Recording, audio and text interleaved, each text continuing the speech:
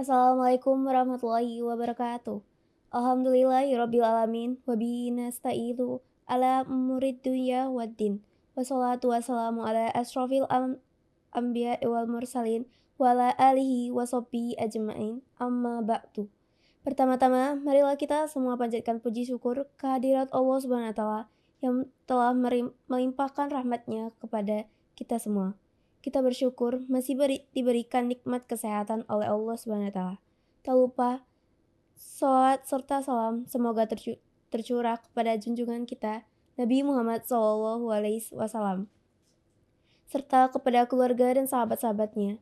Marilah kita bersama-sama menjelajahi petunjuk hidup yang anggun ini dengan tema yang hendak kita bahas pada kesempatan yang berbahagia ini, yaitu hikmah puasa Ramadan.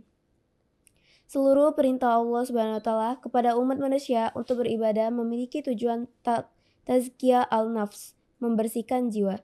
Ini penting kita pahami agar puasa Ramadan yang kita jalani bermakna di dalam diri kita.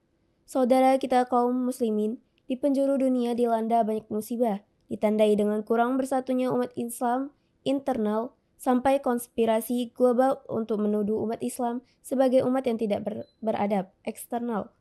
Sebutan teroris selalu diselamatkan kepada umat Islam. Ramadan merupakan syar al-tarbiyah untuk membentuk manusia yang bertakwa. Puasa bulan Ramadan mengandung beberapa hikmah. Hikmah yang pertama adalah kehidupan akhirat. Puasa di bulan Ramadan pada dasarnya adalah membangun obsesi terbesar kepada kehidupan akhirat. Tidak lagi terjebak dengan kepentingan dunia, sekalipun dunia merupakan mazra'at al-akhirah, ladang untuk menuju akhirat. Allah Subhanahu wa taala berfirman dalam surat Al-Baqarah ayat 269. Barang siapa yang diberikan hikmah dari Allah, maka sesungguhnya mereka diberikan oleh Allah sesuatu yang kebaikannya yang banyak. Sebenarnya banyak kesempatan bagi kaum muslimin untuk memperbaiki diri, tetapi sebagian mereka terperangkap dalam obsesi-obsesi di dunianya.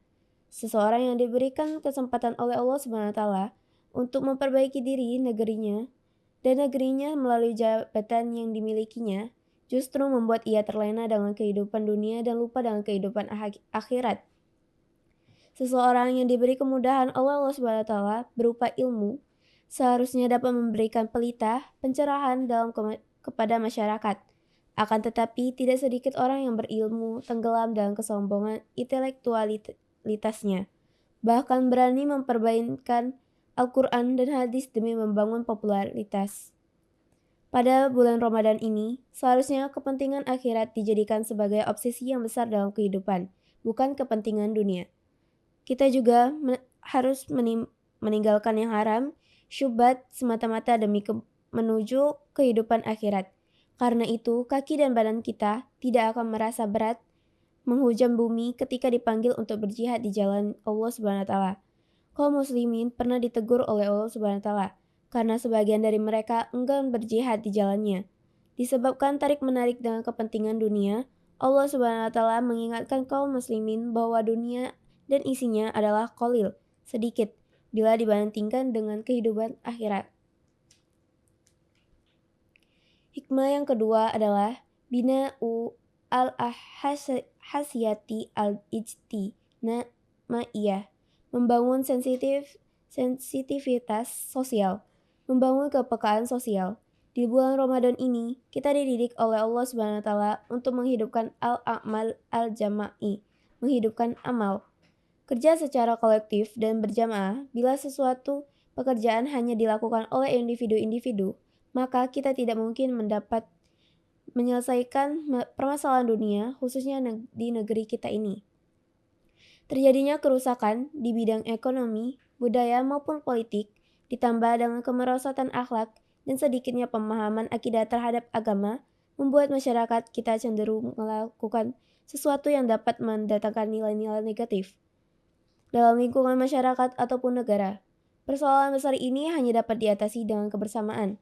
Bulan Ramadan mendidik kita untuk bersama-sama dalam beribadah, bersama-sama dalam kegiatan yang islami, tidak membiarkan kemaksiatan. Dalam At-Sar dikatakan, jikalau ada seseorang melihat kemungkaran, melihat kemaksiatan, dia adalah setan yang bisu. Dan sekalipun bisu, setan pasti bermitra dengan setan yang lainnya, saling memberikan bisikan untuk memerangi Islam, ajaran Rasulullah SAW.